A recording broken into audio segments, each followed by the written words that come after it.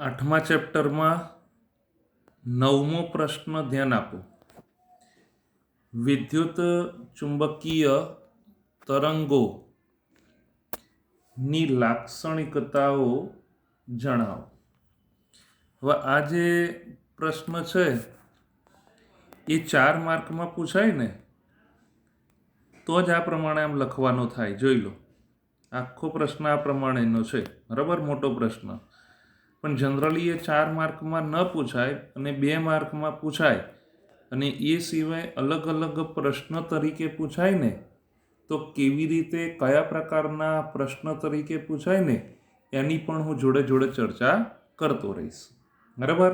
તમારે 2 માર્કમાં પ્રશ્ન કેવો લખવાનો થાય, પછી આની અંદરના જે અલગ અલગ પ્રશ્ન સ્વરૂપે નવા પ્રશ્ન તરીકે કઈ રીતે લખવાનું થાય એ બધું હું જોડે જોડે સમજાવતો રહીશ. તો વિદ્યુત ચુંબકીય તરંગોની લાક્ષણિકતાઓ જણાવો.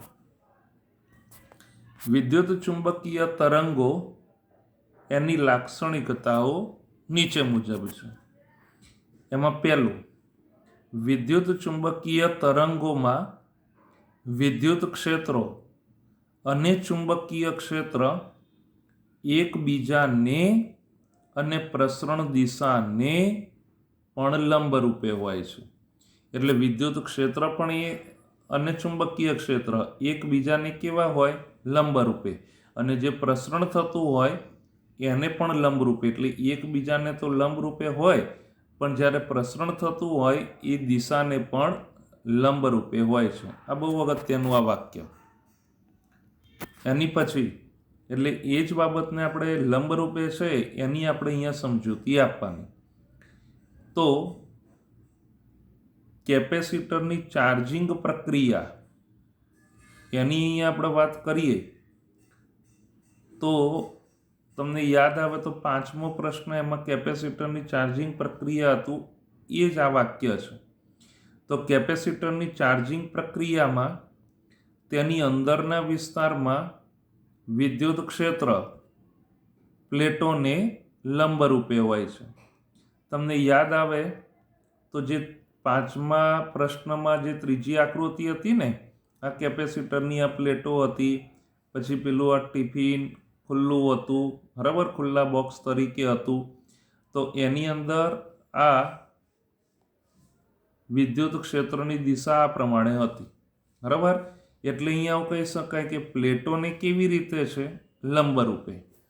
તો અહીંયા આપણે આવું કહી શકાય કે એ વિદ્યુત ક્ષેત્ર પ્લેટોને લંબ રૂપે આપણને મળે છે, બરાબર, જે છે જ, જે 5મા પ્રશ્નમાં આપણે ચર્ચા કરી. અને સ્થાનાંતર પ્રવાહના કારણે ઉદ્ભવતું ચુંબકીય ક્ષેત્ર વર્તુળાકાર બંધ ગાળાના પરિઘને સમાંતર અને પ્લેટની દિશામાં હોય છે. એ આપણે 6થા પ્રશ્નમાં ચર્ચા કરી કાઢી. સ્થાનાંતર પ્રવાહ હોય એ સામાન્ય રીતે વર્તુળાકાર બંધ ગાળાના પરિઘને સમાંતર હોય અને પ્લેટની દિશામાં હોય. એટલે એને પરિણામે કહી શકાય કે વિદ્યુત ક્ષેત્ર અને ચુંબકીય ક્ષેત્ર એ બંને પરસ્પર લંબ રૂપે હોય છે. અહીંયા આકૃતિ એને સમજીએ અને એની ઉપરથી આપણે આગળ વાત કરીએ. જો બધું એકબીજાને લંબ રૂપે છે ને એને અનુરૂપ આપણે અહીંયા વાત કરી શકાય. તો જોતા રહેજો ધ્યાનથી. આ દાખલા તરીકે એક્સ અક્ષ, બરાબર, આ ઝેડ અક્ષ અને આ વાય અક્ષ. સમજો, આ એક્સ, આ વાય અને આ ઝેડ, બરાબર. જોતા રહેજો. વિદ્યુત ક્ષેત્ર છે ને એ આ પ્રમાણે આ વિદ્યુત ક્ષેત્રની દિશા છે, જેને આપણે ઈ તરીકે ગણીએ, બરાબર. અને ચુંબકીય ક્ષેત્ર છે એ ચુંબકીય ક્ષેત્ર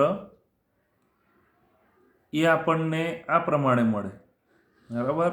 આ ચુંબકીય ક્ષેત્ર, બરાબર, જેને આપણે બી તરીકે ગણીએ. તો વિદ્યુત ક્ષેત્ર એની જે દિશા છે ને એ એક્સ અક્ષની દિશા, એટલે આ પ્રમાણે એક્સ અક્ષની દિશા, બરાબર, વિદ્યુત ક્ષેત્રની દિશા આવી રીતે આ એક્સ અક્ષની દિશા.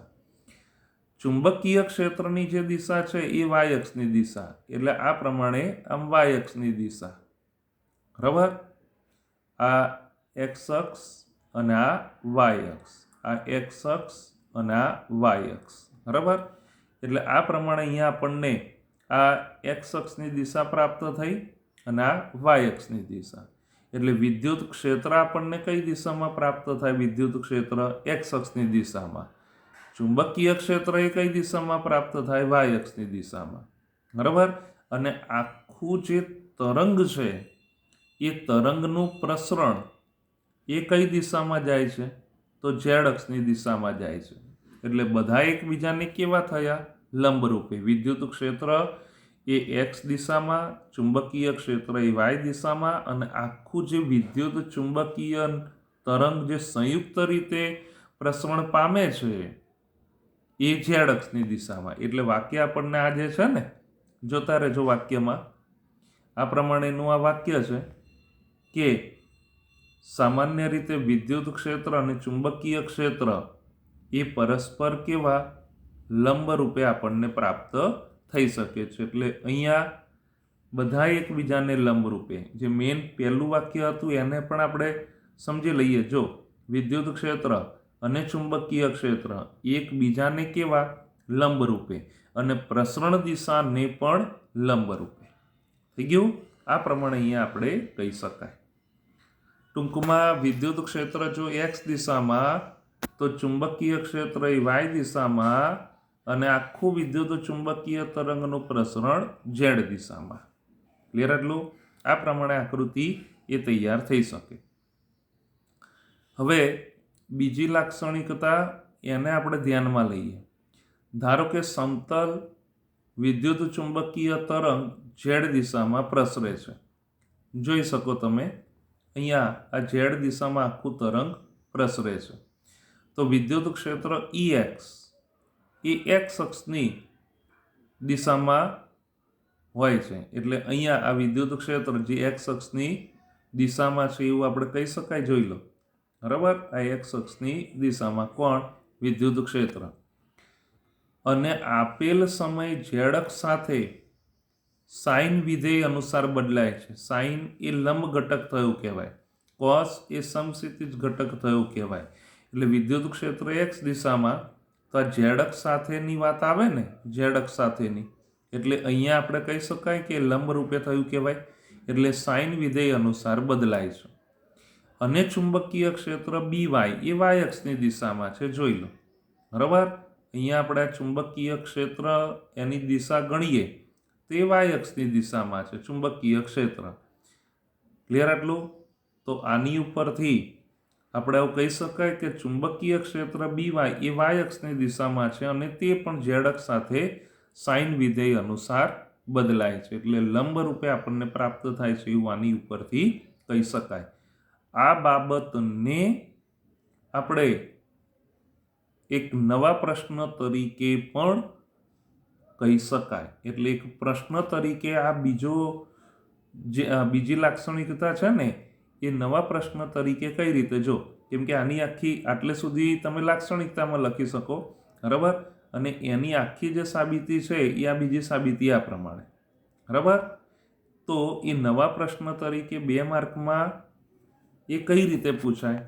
તો એની હું અહીંયા વાત કરું. હું એ પ્રશ્ન લખું એટલે ખબર પડે તમને કે વિદ્યુત ચુંબકીય તરંગોની સમીકરણના સ્વરૂપમાં રજૂઆત સમજાવી. ધ્યાન આપજો, પ્રશ્ન આ રીતે, આ રીતે આ પ્રશ્ન પૂછાય. કયું? બીજા નંબરની લાક્ષણિકતા એ પ્રશ્ન તરીકે હોય ને, તો આ રીતે હોય કે વિદ્યુત ચુંબકીય તરંગ એની સમીકરણના સ્વરૂપમાં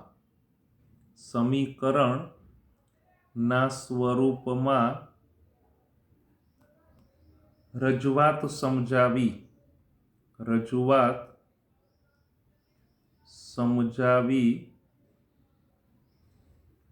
તરંગ સદિશ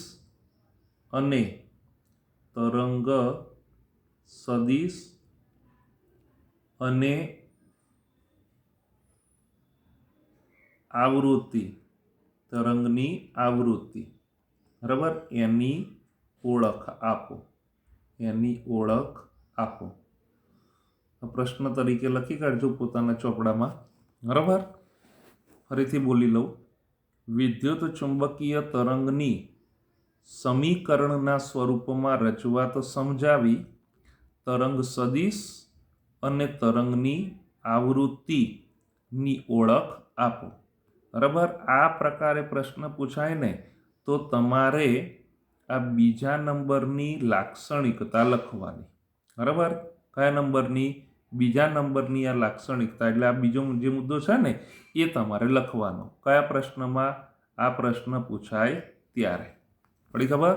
આ ધ્યાન રાખી લેજો. તો આટલી બાબતને આપણે ફરીથી આગળ વધારીએ કે ધારો કે, એટલે ઉપરની આકૃતિને તમે જોતા રહેજો, એટલે આકૃતિ પણ દોરવાની હો. ભલે પહેલા મુદ્દાની આકૃતિ છે પણ તમારે બીજામાં આ આકૃતિ દોરવાની ફરજિયાત. બરાબર, કેમ કે આકૃતિ ઉપરથી આપણે સમજૂતી આપવાની. તો જુઓ, ધારો કે સમતલ વિદ્યુત ચુંબકીય તરંગ કઈ દિશામાં? ઝેડ દિશામાં પ્રસરે છે.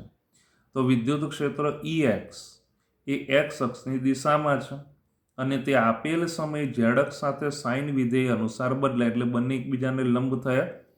અને ચુંબકીય ક્ષેત્ર BY એ વાય અક્ષની દિશામાં છે અને તે પણ ઝેડ અક્ષ સાથે સાઇન વિધેય અનુસાર બદલાય છે. એની આપણે માહિતી આપવાની.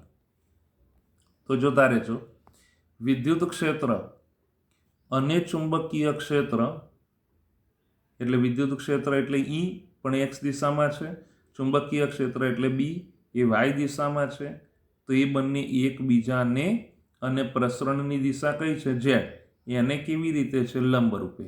તેથી EX અને BY ને ગાણિતીય સ્વરૂપે નીચે મુજબ લખી શકાય. કઈ રીતે? તો EX બરાબર E0 sine KZ minus omega T. 11મા ધોરણમાં તરંગ ચેપ્ટર હતું, બરાબર, છેલ્લું ચેપ્ટર 15મું. તો એમાં તમને થોડુંક યાદ આવે તો તરંગ સમીકરણ y બરાબર A sine KX minus omega t, બરાબર, આ પ્રકારનું હતું. એમાં y એ સ્થાનાંતર, બરાબર, y એ શું છે? સ્થાનાંતર, અને E એટલે કંપ વિસ્તાર. કંપ વિસ્તાર એટલે મહત્તમ સ્થાનાંતર. કંપ વિસ્તાર એટલે શું કહેવાય? મહત્તમ સ્થાનાંતર. આ સ્થાનાંતર જ કહેવાય એક પ્રકારનું, પણ મહત્તમ સ્થાનાંતર. અને આ શું છે? સ્થાનાંતર. બરાબર, ટૂંકમાં મૂળ ભૌતિક રાશિ અને એનું મહત્તમ મૂલ્ય એટલે આ કહેવાય. એક્સ દિશામાં પ્રસરણ પામે છે એટલે KX અને માઇનસ ઓમેગા ટી. બરાબર, આ 11મા ધોરણમાં તરંગો ચેપ્ટર હતું ને, બરાબર, એમાં આ સમીકરણ હતું. બસ એને ધ્યાનમાં રાખીને જ એ સ્થાનાંતરના સ્વરૂપમાં, અહીંયા વિદ્યુત ક્ષેત્રના સ્વરૂપમાં. તો તમે અહીંયા જોઈ શકો છો, મૂળભૂત ભૌતિક રાશિ એટલે EX બરાબર E0. E0 એટલે એની મહત્તમ કિંમત. EX કેમ આવ્યું? એક્સ અક્ષની દિશામાં છે. પછી એની મહત્તમ કિંમત એટલે E0 પછી સાઇન. હવે KZ કેમ? કેમ કે અહીંયા એક્સ અક્ષની દિશામાં હોય તો અહીંયા ઝેડ અક્ષની દિશામાં, એટલે KZ અને માઇનસ ઓમેગા ટી. બરાબર, એટલે આ એક સમીકરણ, એને પણ ધ્યાનમાં રાખજો ને યાદ કરી લેજો. ઉપયોગ આપણે વારંવાર કરતા રહીશું. તો EX બરાબર E0 sine KZ minus omega t. ચુંબકીય ક્ષેત્ર એ કઈ દિશામાં છે? તો ચુંબકીય ક્ષેત્ર એ વાય દિશામાં છે. બરાબર, એટલે BY બરાબર એની મહત્તમ કિંમત એટલે B0 એ મહત્તમ હો, 0 એટલે 0 નહીં સમજવાનું, એ મહત્તમ એટલે B0 sine KZ minus omega t. આમાં તો કોઈ ફેરફાર નહીં, કેમ કે આખું જે તરંગ છે એ તો ઝેડ અક્ષની દિશામાં છે, એટલે KZ minus omega T. Clear? એટલું. હવે વિદ્યુત ક્ષેત્ર એનું આમ સામાન્ય સમીકરણ આપણે ગણીએ, અથવા કોઈ પણ સદિશ હોય એને આપણે ત્રિપરિમાણના ઘટકો તરીકે વિચારીએ. દાખલા તરીકે સદિશ A હોય તો સદિશ A બરાબર શું આવે? EXI વત્તા AYJ અને વત્તા AZK વત્તા શું આવે? AZK. ક્લિયર? આ ત્રણ કહેવાય આ ત્રિપરિમાણમાં. હવે એવી રીતે વિદ્યુત ક્ષેત્ર. તો વિદ્યુત ક્ષેત્ર માટે મારે ચર્ચા કરવી હોય ને તો શું કહેવાય? વિદ્યુત ક્ષેત્ર માટે E બરાબર EXI કહેવાય વત્તા EYJ અને વત્તા EZK. પણ વિદ્યુત ક્ષેત્ર x અક્ષની દિશામાં છે, એનો y ઘટક એ 0 અને z ઘટક 0, જે દિશામાં હોય એના સિવાયના ઘટકો 0. તો અહીંયા જુઓ છે આનું આ જ, બરાબર. તો E બરાબર EXI વત્તા EYJ વત્તા EZK, પણ EY અને EZ એ તો 0, એટલે આપણી પાસે E બરાબર શું રહેવાનું? EXI, બરાબર. તો સદિશ તરીકે આપણે લઈએ છીએ એટલે E સદિશ E બરાબર EX આવ્યું ને, અને EX બરાબર તો આ છે જ E0 sin KZ minus omega T અને I કેરેટ એક્સ અક્ષની દિશામાં. સેમ વસ્તુ ચુંબકીય ક્ષેત્ર માટે જો લો, સદિશના સ્વરૂપમાં આપણે તૈયાર કરીએ છીએ એટલે B બરાબર BXI વત્તા BYJ વત્તા BZK થાય, બરાબર. પણ એ y અક્ષની દિશામાં છે એટલે માત્ર ઘટક કયો રહેવાનો? BY છે, બરાબર. અને BY બરાબર તો આ છે જ કે B0 sin KZ. આ થોડીક પ્રિન્ટિંગ મિસ્ટેક એ પણ જોઈ લો. તો BZ આનું આ ટૂંકમાં લખવાનું, BZ માઇનસ ઓમેગા ટી, અને કઈ દિશામાં? Z અક્ષની દિશામાં. ક્લિયર એટલું? અહીંયા થોડીક ઓળખજો કે ઓળખો છો તમે, છતાં પણ થોડુંક ધ્યાન રાખી લો. આ કી એટલે તરંગ સદિશ. 11મા ધોરણમાં એની વ્યાખ્યા પણ આવી ગઈ, તરંગો ચેપ્ટરને અનુરૂપ જ છે. તો કે એટલે તરંગ સદિશ બરાબર 2π બાય લેમ્બડા. એટલે કે બરાબર આપણને શું મળવાનું? તો કે બરાબર 2π બાય લેમ્બડા, જ્યાં કે આ જે કે દેખાય છે ને, બરાબર. આ કે જે છે એ કોણ છે? તો તરંગ સદિશ, અને એ બરાબર શું કહેવાય? કે બરાબર 2π બાય લેમ્બડા. એટલે કે બરાબર 2π બાય લેમ્બડા, અને તે પ્રસરણ તરંગના પ્રસરણની દિશા સૂચવે છે. કે એક્સ લખીએ એટલે આપણે એક્સ અક્ષની દિશામાં, કે જેડ લખીએ એટલે ઝેડ અક્ષની દિશામાં છે. અને ઓમેગા એની ઓળખ આપણે આપીએ તો ઓમેગા એ કોણ છે? કોણીય આવૃત્તિ, બરાબર. તથા ઓમેગા અપોન કે એ તરંગની ઝડપ છે. આની જો કે સાબિતી તમે 11મા ધોરણમાં ઓમેગા અપોન કે બરાબર તરંગની ઝડપ c, બરાબર, એ તમે સાબિતી આપેલી છે. છતાં પણ એની હું માહિતી આપી દઉં, જોઈ લો. આ તમે જાણો છો કે c બરાબર લેમ્બડા એફ, બરાબર. આપણે v તરીકે નહીં પણ f તરીકે જ લખીશું. c બરાબર લેમ્બડા એફ છે ને. હવે આ પણ તમે જાણો, હમણાંની જ વાત ઉપર તમે જોઈ લો, કે બરાબર 2π બાય લેમ્બડા છે ને, કે બરાબર 2π બાય લેમ્બડા. હવે કે બરાબર 2π બાય લેમ્બડા, તો લેમ્બડા બરાબર મારે કેવું હોય તો 2π બાય કે થાય, 2π બાય કે થવાનું, બરાબર. તો લેમ્બડા બરાબર શું થયું? 2π અપોન કે. અને આ તમે જાણો છો ઓમેગા બરાબર 2πf, આ તમે જાણો, બરાબર, 2πf. તો f બરાબર મારે કેવું હોય? f બરાબર તો ઓમેગા અપોન 2π થાય, બરાબર. તો આ 2π અને આ 2π એ કેન્સલ થઈ ગયા, એટલે બરાબર શું રહેશે? Omega upon k. Omega upon k કોની બરાબર? c બરાબર. એટલે c બરાબર ઓમેગા અપોન કે આ પ્રમાણે મળે. એટલે તરંગની ઝડપ આ c છે, તો c બરાબર ઓમેગા અપોન કે. c બરાબર ઓમેગા અપોન કે, તો ઓમેગા બરાબર c કે થાય, તો ઓમેગા બરાબર c કે. ક્લિયર? એટલું આ પ્રમાણે અહીંયા આપણે કહી શકાય. ખ્યાલ આવ્યો ને? હવે અહીંયા જે c છે ને એ તરંગની ઝડપ અથવા પ્રકાશની ઝડપ તરીકે આપણને મળે છે, બરાબર. એની બરાબર 1/√μ0 એપ્સિલોન 0, બરાબર. હવે આ બધું હું જવા દઉં છું અને આની હું વાત કરી લઉં. આ કેવી રીતે આવે છે તમારે સીધું જ યાદ રાખવાનું, ઉપયોગ પણ સીધો જ કરવાનો. જો μ0, આ μ0 એટલે શૂન્યાવકાશની પરમિએબિલિટી. તમારે ચોથા ચેપ્ટરથી શરૂ કરી અને બધું આવશે, બરાબર. ચોથું, પાંચમું બધામાં, અને આગળ આપણે ચર્ચા પણ કરી કાઢેલી છે. તો μ0 એટલે 4π × 10⁻⁷, બરાબર. એનો જે એકમ છે એ ટેસ્લા મીટર પ્રતિ એમ્પિયર અથવા ન્યૂટન પ્રતિ એમ્પિયર સ્ક્વેર કોની બરાબર મ્યુ 0 બરાબર એનો એકમ અને એપ્સિલોન 0 એનો એકમ આપણે કેવો હોય એટલે મૂલ્યાંક કેવું હોય તો 8.885 ગુણ્યા 10⁻12 પહેલા ચેપ્ટરથી એની વાત આવશે બરાબર એની આપણે વાત જો કે કરી દીધી એપ્સિલોન 0 એટલે શૂન્યાવકાશની પરમિટિવિટી એનો એકમ કુલમ સ્ક્વેર પ્રતિ newton metre square coulomb square પ્રતિ ન્યૂટન મીટર સ્ક્વેર બરાબર હવે આપણે આ બંનેની વાત કરવાની છે મ્યુ 0 અને એપ્સિલોન 0 અને એ પણ 1 ના સ્વરૂપમાં તો જોઈ લો હવે આની હું વાત કરું તો 1/√μ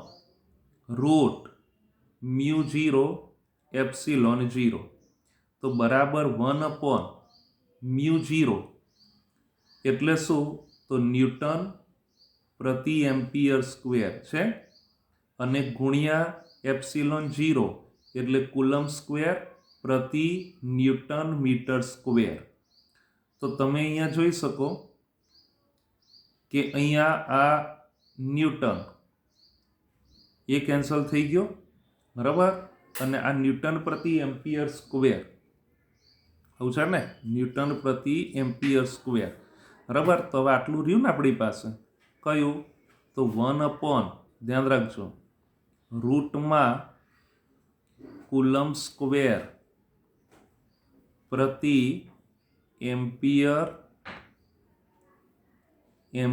સ્ક્વેર અને મીટર સ્ક્વેર આવા પ્રકારનું રહ્યું હવે તમને આટલી ખબર આ તમને ખબર અહીંયા આઈ બરાબર ક્યુ અપોન ટી બરાબર અને ક્યુ બરાબર કેવું હોય તો આઈટી એવા પ્રકારનું થાય આઈ એટલે વિદ્યુત પ્રવાહ અને ટી એટલે સમય વિદ્યુત પ્રવાહનો એકમ એમ્પિયર અને આ સેકન્ડ બરાબર આનો એકમ કયો થયો સેકન્ડ એમ્પિયર ઇન્ટુ સેકન્ડ કોની બરાબર કુલમ બરાબર એટલે કુલમ બરાબર મારે લખવું હોય તો એમ્પિયર ઇન્ટુ સેકન્ડ કહેવાય પડી ખબર તો બરાબર હું અહીંયા કહી શકું ધ્યાન રાખજો કોની બરાબર અહીંયા 1/√√, કુલમ સ્ક્વેર તો કુલમ સ્ક્વેર એટલે ampere square second square coulomb એટલે એમ્પિયર સેકન્ડ હતું ને અને અપોન અહીંયા કેવું હોય તો ampere square metre square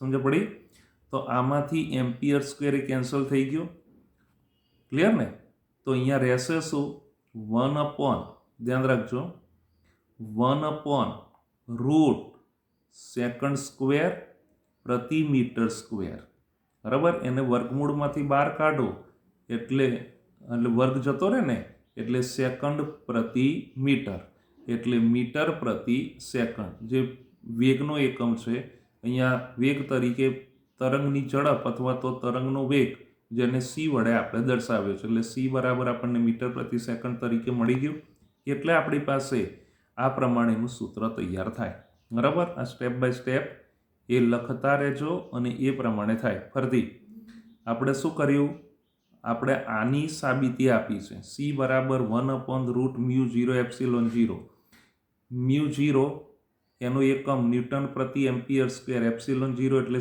coulomb square પ્રતિ ન્યૂટન મીટર સ્ક્વેર બરાબર એ પછી આમાં કિંમત મૂકી દીધી અને કુલમ બરાબર એમ્પિયર ઇન્ટુ સેકન્ડ બરાબર એ પ્રમાણે અહીંયા મૂકી અને સાદુરૂપ આપીએ એટલે છેવટે શું મળવાનું મીટર પ્રતિ સેકન્ડ આવી રીતે આ તૈયાર થાય છે એટલે તમારે તો આ સીધું જ યાદ રાખવાનું કેવી રીતે આવ્યું ને એ મેં સમજાવ્યું સી બરાબર 1/√μ0 એપ્સિલોન 0 થાય હવે આગળ ઓમેગા બરાબર સી કે એ તરંગ માટેનું પ્રમાણિત સમીકરણ છે બરાબર હવે તમે જાણો આપણે ઓમેગા બરાબર સી કે છે અને ઓમેગા બરાબર 2πf તો 2πf આવૃત્તિ અહીંયા વી તરીકે છે પણ મેં આગળ પણ કહ્યું હતું કે આ વી જે છે ને એવું લાગે કે એક પ્રકારનું વેગ જ છે એટલે બંને મિક્સ ના થઈ જાય એટલે આપણે એફ તરીકે જ લઈશું એટલે આ 2πf તો ઓમેગા બરાબર 2πf બરાબર આ સી એમનો એમ અને કે બરાબર શું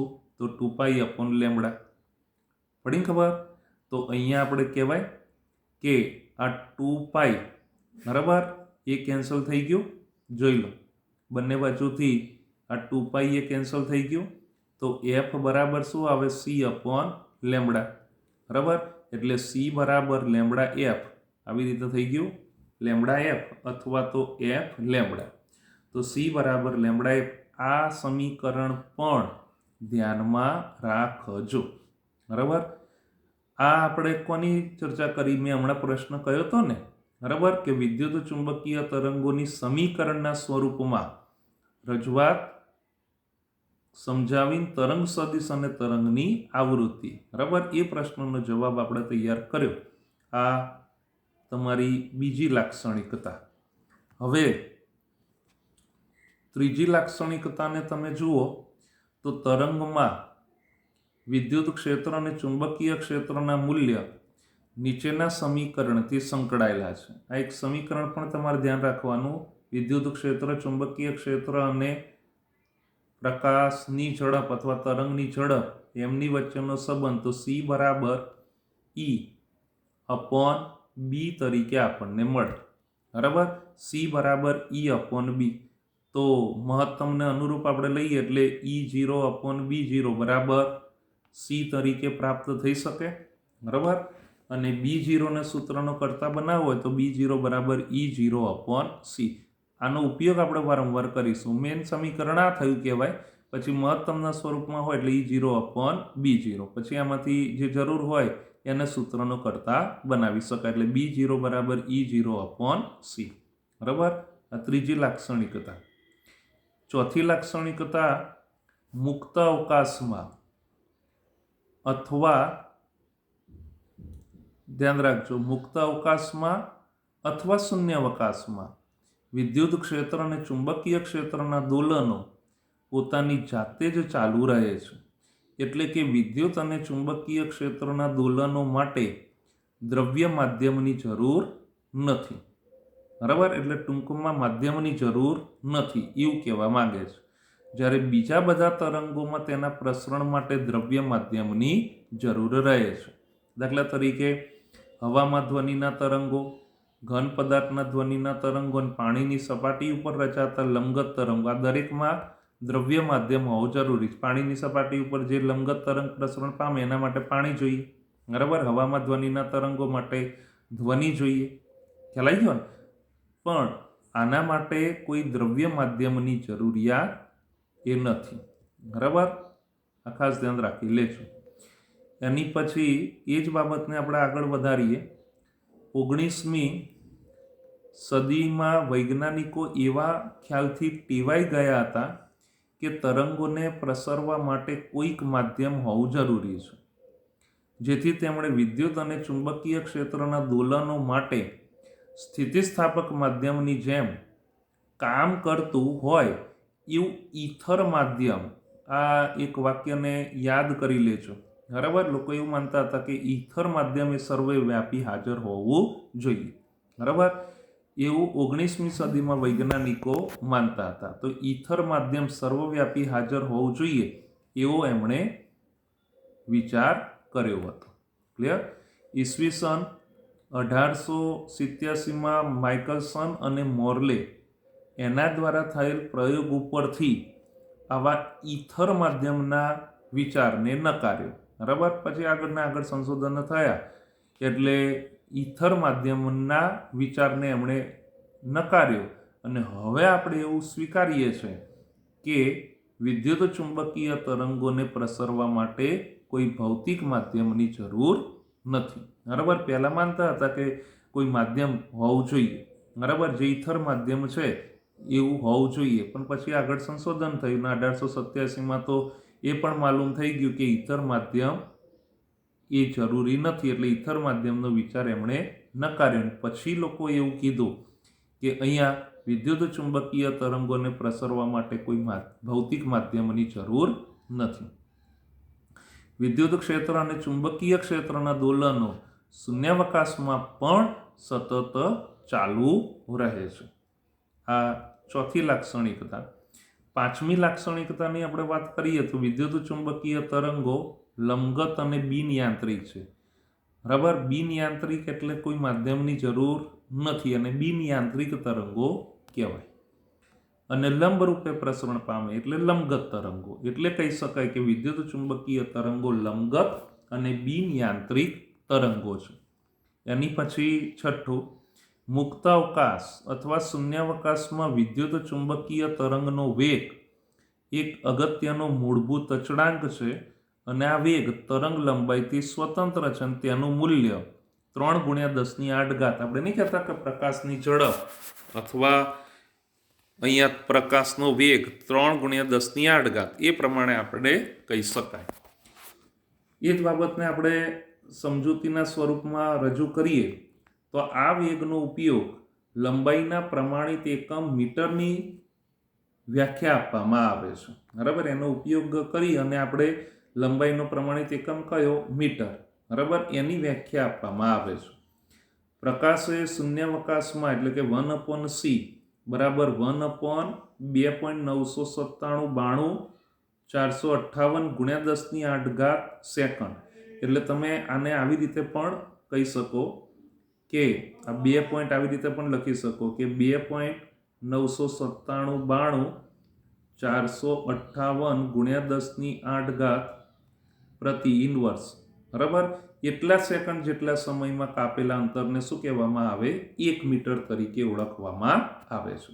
બરાબર, અથવા આવી રીતે પણ કહી શકાય કે પ્રકાશ શૂન્યાવકાશમાં 1/c બરાબર 1/2.99792/458 એટલે છેલ્લે તો આપણે 3 ગુણ્યા જ લઈશું એ પ્રમાણે. એવા સેકન્ડ જેટલા સમયમાં કાપેલા અંતરને 1 મીટર તરીકે વ્યાખ્યાયિત કરવામાં આવે છે. આમ લંબાઈના એકમને સીના એકમ અને સમયના એકમના પદમાં વ્યાખ્યાયિત કરી શકાય. એની પછી 7મી લાક્ષણિકતાને ધ્યાન આપો કે હર્ષે દર્શાવ્યું કે વિદ્યુત ચુંબકીય તરંગો વિવર્તન, વક્રીભવન અને ધ્રુવીભવન સમજાવે છે. આ 3 ઘટનાઓ છે, વિવર્તન, વક્રીભવન અને ધ્રુવીભવન. એ બીજા ભાગમાં તમારે 11મા ચેપ્ટરમાં આવે છે. બરાબર, આ ધ્યાન રાખી લેજો. વિવર્તન, વક્રીભવન અને ધ્રુવીભવન તરંગ પ્રકાશશાસ્ત્રમાં આખી 3 ઘટનાઓની સમજૂતી છે. એ બાબતને આપણે આગળ વધારીએ તો આ ઉપરાંત હર્ષે સ્થિત વિદ્યુત ચુંબકીય તરંગો ઉત્પન્ન કરી ક્રમિક નિસ્પંદ બિંદુઓ 15મા ચેપ્ટરમાં 2 હતા ને, નિસ્પંદ બિંદુ અને પ્રસ્પંદ બિંદુ. નિસ્પંદ બિંદુ એટલે જેનો કંપ વિસ્તાર 0 હોય, પ્રસ્પંદ બિંદુમાં કંપ વિસ્તાર મહત્તમ હોય. અહીંયા નિસ્પંદ બિંદુ. તો 2 ક્રમિક નિસ્પંદ બિંદુઓ વચ્ચેના અંતરની મદદથી તરંગ લંબાઈ શોધી અને તરંગની આવૃત્તિ જ્ઞાત હોવાથી v બરાબર λf એની ઉપરથી આ તરંગની ઝડપ શોધી શકાય છે અને એ ઝડપ પ્રકાશની ઝડપ જેટલી જ માલુમ પડે છે. તો આનો અર્થ શું થયો કે પ્રકાશની ઝડપ એ વિદ્યુતીય ચુંબકીય તરંગો એની ઝડપ જેટલી જ પ્રાપ્ત થઈ. એટલે વિદ્યુત ચુંબકીય તરંગો અને પ્રકાશની ઝડપ બરાબર એ બંને આપણને સમાન જ પ્રાપ્ત થાય છે. એટલે બંનેની ઝડપ સમાન જ છે. આ પ્રમાણે અહીંયા આપણે રજૂ કરી શકાય. એની પછી 8મી લાક્ષણિકતા જુઓ, વિદ્યુત ચુંબકીય તરંગો એ ધ્રુવીભૂત છે. જે નાના am એટલે એમ્પ્લિટ્યુડ મોડ્યુલેશન, AM રેડિયો પેલું FM ને એવું હોય ને એવી રીતે AM રેડિયો ના બ્રોડકાસ્ટિંગ સ્ટેશન પ્રત્યેના પ્રતિસાદની મદદથી સહેલાઈથી જોઈ શકાય છે. એની પછી 9મું ધ્યાન આપો, વિદ્યુત ચુંબકીય તરંગો ઉર્જા અને વેગમાનનું વહન કરે છે. બરાબર, આ પ્રશ્ન આ 9મી જે લાક્ષણિકતા છે ને એ પ્રશ્ન તરીકે પણ પૂછાય. પ્રશ્નાર્થ પ્રમાણે. બરાબર, પ્રશ્ન જે છે ને આ પ્રશ્ન થઈ ગયો કહેવાય કે વિદ્યુત ચુંબકીય તરંગો ઉર્જા અને વેગમાનનું વહન કરે છે એ સમજાવો. બરાબર, આ તમારા નવા પ્રશ્ન તરીકે 2 માર્કનો પ્રશ્ન આ પ્રમાણે પૂછાય કે વિદ્યુત ચુંબકીય તરંગો ઉર્જા અને વેગમાનનું વહન કરે છે. તો જો એની અહીંયા આપણે સમજૂતી આપવાની, ટૂંકમાં એ પ્રશ્નનો આ જવાબ થયો. કે મુક્તાવકાશમાં વિદ્યુત ક્ષેત્ર ઈ ધરાવતા વિભાગમાં વિદ્યુત ઉર્જા ઘનતા રોઈ બરાબર 1/2 એપ્સિલોન 0 ઈ સ્ક્વેર. આ ધ્યાન આપજો. 1/2 આ પ્રમાણે છે. 1/2 એપ્સિલોન 0 ઈ 0 નહીં પણ એપ્સિલોન 0 ઈ સ્ક્વેર કોની બરાબર? રોઈ બરાબર. એટલે વિદ્યુત ક્ષેત્રની ઉર્જા ઘનતા અને ચુંબકીય ક્ષેત્ર એની સાથે સંકળાયેલ ચુંબકીય ઉર્જા રોબી બરાબર 1/2 બી સ્ક્વેર અપોન મ્યુ 0. આ જે સૂત્ર છે ને એ સૂત્રની સાબિતી ચેપ્ટર નંબર 2 એમાં થિયરી તરીકે આવે છે. બરાબર. અને આ જે સમીકરણ છે ને એ તમારે ચેપ્ટર નંબર 6 એનો ઉદાહરણનો 10મો દાખલો એમાં સાબિતી આવે છે. બરાબર. અહીંયા તમારે સીધું જ લખવાનું થઈ શકે. ક્લિયર ને? તો આ બંને આપણને મળ્યું. કયું? વિદ્યુત ક્ષેત્ર માટે આપણે કહેવું હોય ને વિદ્યુત ક્ષેત્ર માટે તો રોઈ બરાબર 1/2 એપ્સિલોન 0 ઈ સ્ક્વેર અને ચુંબકીય ક્ષેત્ર માટે આપણે કહેવું હોય ને તો રોબી બરાબર 1/2 બી સ્ક્વેર અપોન મ્યુ 0. તો બસ હવે બંનેને સંયુક્ત રીતે આ માત્ર કોની વાત થઈ? વિદ્યુત ક્ષેત્ર અને આ માત્ર ચુંબકીય ક્ષેત્ર બંનેની ઉર્જા ઘનતાની વાત થઈ. હવે બંનેને સંયુક્ત રીતે ગણીએ એટલે વિદ્યુત ચુંબકીય તરંગની વાત થઈ ગઈ. તો એમાં એકમ કદ દીઠ ઉર્જા એટલે કે ઉર્જા ઘનતા તો રો બરાબર રોઈ વત્તા રો બી તરીકે મળે. બરાબર. તો હવે જુઓ આગળ જોઈએ તો રો બરાબર રોઈ તો રોઈ એટલે 1/2 એપ્સિલોન 0 ઈ સ્ક્વેર અને રો બી એટલે 1/2 બી સ્ક્વેર અપોન 2 મ્યુ 0 જે આ છે જ. પડી ખબર? બસ હવે થોડુંક સાદું રૂપ આપણે આપી દઈએ અને એમાં કિંમત વિદ્યુત ક્ષેત્રના સ્વરૂપમાં એ રજૂ કરીએ. બરાબર. તો એને અહીંયા આપણે તૈયાર કરીએ તો રો બરાબર 1/2 એપ્સિલોન 0 ઈ સ્ક્વેર એ તો એમનું એમ જ અને 1/2 બી સ્ક્વેર અપોન મ્યુ 0 એમાં આપણી પાસે આ છે ને સી બરાબર ઈ અપોન બી. બરાબર. એટલે બી બરાબર કેવું હોય તો ઈ અપોન સી. એક આ કિંમત મૂકીએ અને સી બરાબર 1/√μ 0 એપ્સિલોન 0. બરાબર. એ કિંમત મૂકીએ એની આપણે માહિતી આપી દીધેલી છે. બરાબર. તો રો બરાબર આ તો એમનું એમ જ એટલે 1/2 એપ્સિલોન 0 ઈ સ્ક્વેર. બરાબર. પછી આ 1/2 તો આ 1/2 હવે ધ્યાન આપજો મ્યુ 0 એમનું એમ જ તો આ મ્યુ 0 એમનું એમ જ. કોણ રહ્યું? તો એકલું બી સ્ક્વેર રહ્યું ને તો બી સ્ક્વેર બરાબર શું લખી શકાય? ઈ સ્ક્વેર અપોન સી સ્ક્વેર લખાય. ખ્યાલ આવી ગયો? તો ઈ સ્ક્વેર અપોન સી સ્ક્વેર. હવે સી બરાબર આ છે એટલે એનો સ્ક્વેર કરીએ એટલે અહીંયા આપણી પાસે 1 વર્ગમૂળ જતું રહે ને 1 મ્યુ 0 એપ્સિલોન 0. ખ્યાલ આવી ગયો? છેદનો છેદ એ અંશમાં જતો રહે. બરાબર. તો અહીંયા આપણી પાસે આ મ્યુ 0 ધ્યાન આપજો હો. એટલે અહીંયા ઈ સ્ક્વેર અપોન શું થશે? એટલે આ તો 1 થઈ ગયો ને અને આ અંશમાં જતો રહે એટલે મ્યુ 0 એપ્સિલોન 0. ક્લિયર? આટલું થયું. અને આ 1/2 મ્યુ 0 તો હતું જ એટલે 1/2 મ્યુ 0. ખ્યાલ આવ્યો? તો આ મ્યુ 0 એ કેન્સલ થઈ ગયું તો રહેશે શું? એપ્સિલોન 0 ઈ સ્ક્વેર અપોન 2 એટલે કે 1/2 એપ્સિલોન 0 ઈ સ્ક્વેર. જોઈ લો 1/2 એપ્સિલોન 0 ઈ સ્ક્વેર એટલું ખાલી રહેશે. તો એપ્સિલોન 0 ઈ સ્ક્વેર ને એપ્સિલોન 0 ઈ સ્ક્વેર એટલે અડધું ને અડધું આખું થઈ ગયું એટલે રો બરાબર એપ્સિલોન 0 ઈ સ્ક્વેર જે વિદ્યુત ચુંબકીય તરંગની ઉર્જા ઘનતા માટેનું સમીકરણ એટલે સૂત્ર તરીકે આપણને મળે. ખ્યાલ આવી ગયો? આ પણ અગત્યના પ્રશ્ન તરીકે મળે છે. એની પછી 10મી લાક્ષણિકતા જુઓ કે વિદ્યુત ચુંબકીય તરંગો કોઈ સપાટી ઉપર અથડાય છે ત્યારે સપાટી ઉપર દબાણ ઉત્પન્ન કરે છે, જેને વિકિરણ દબાણ તરીકે ઓળખવામાં આવે, એટલે એને વિકિરણ દબાણ કહે છે. એની અહીંયા આપણે માહિતી આપીએ તો જો ટી સમયમાં કોઈ સપાટી ઉપર આપાત થતી વિદ્યુત ચુંબકીય ઉર્જા U હોય, એ જો ઉર્જા સંપૂર્ણ શોષાતી હોય તો સપાટીનું વેગમાન P બરાબર U/c. આને પણ વારંવાર યાદ કરતા રહેજો. હવે કેવી રીતે આવ્યું ને એની હું માહિતી આપી દઉં.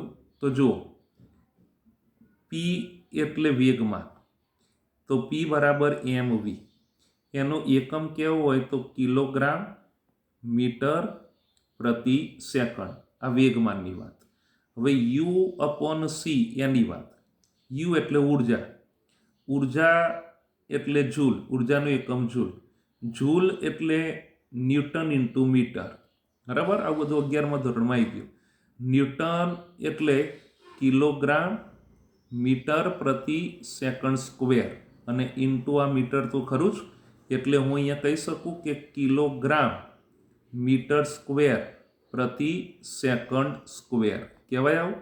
અને ઇન્ટુ 1/c એટલે 1/ મીટર પ્રતિ સેકન્ડ. મીટર પ્રતિ સેકન્ડ એટલે સેકન્ડ અહીંયા ઉપર જતું રહે. બરાબર, આ સેકન્ડ ઉપર. તો અહીંયા આપણે એવું કહી શકાય કે આ સેકન્ડ અને આ સેકન્ડ જતું રહે, 1 મીટર એ જતું રહે. ખ્યાલાઈ ગયો? તો અહીંયા આપણી પાસે શું રહેશે તો કિલોગ્રામ, ધ્યાન આપજો, કિલોગ્રામ મીટર 1 સેકન્ડે જતું રહે એટલે કિલોગ્રામ મીટર પ્રતિ સેકન્ડ. કયું બાકી રહ્યું? કિલોગ્રામ મીટર પ્રતિ સેકન્ડ. બરાબર, જે આપણને આજ મળ્યું. એટલે P બરાબર U/c. આ રીતે આપણે કહી શકાય. બરાબર, આ આખી મેં સાબિતી આપી, તમારે કોઈ સાબિતીની માહિતી આપવાની રહેતી નથી. ક્લિયર? તો આગળ વાત કરીએ કે જ્યારે સૂર્યપ્રકાશ તમારા હાથ ઉપર પડે ત્યારે હથેળીને મળતા વેગમાનનું મૂલ્ય અત્યંત નાનું હશે, તેથી આપણે દબાણ અનુભવતા નથી. બરાબર, એટલે આમ દબાણ ઉત્પન્ન થાય પણ એ દબાણ એને અનુરૂપ વેગમાનનું મૂલ્ય કેવું છે? અત્યંત નાનું, એટલે આપણે દબાણ અનુભવતા નથી. 1903માં અમેરિકન વૈજ્ઞાનિકો નિકોલ્સ અને હલ એ દ્રશ્ય પ્રકાશના વિકિરણના દબાણની માપણી કરવામાં સફળ થયા અને 7×10⁻6 ન્યૂટન પ્રતિ મીટર સ્ક્વેરના ક્રમનું દબાણ માલુમ પડ્યું. આથી 10 સેન્ટીમીટર સ્ક્વેર જેટલી ક્ષેત્રફળ ધરાવતી સપાટી ઉપર વિકિરણના લીધે લાગતું બળ 7×10⁻9 ન્યૂટન જેટલું હોય છે. આ આવ્યું કેવી રીતે? તો તમને ખબર કે દબાણ બરાબર બળ ભાગ્યા ક્ષેત્રફળ.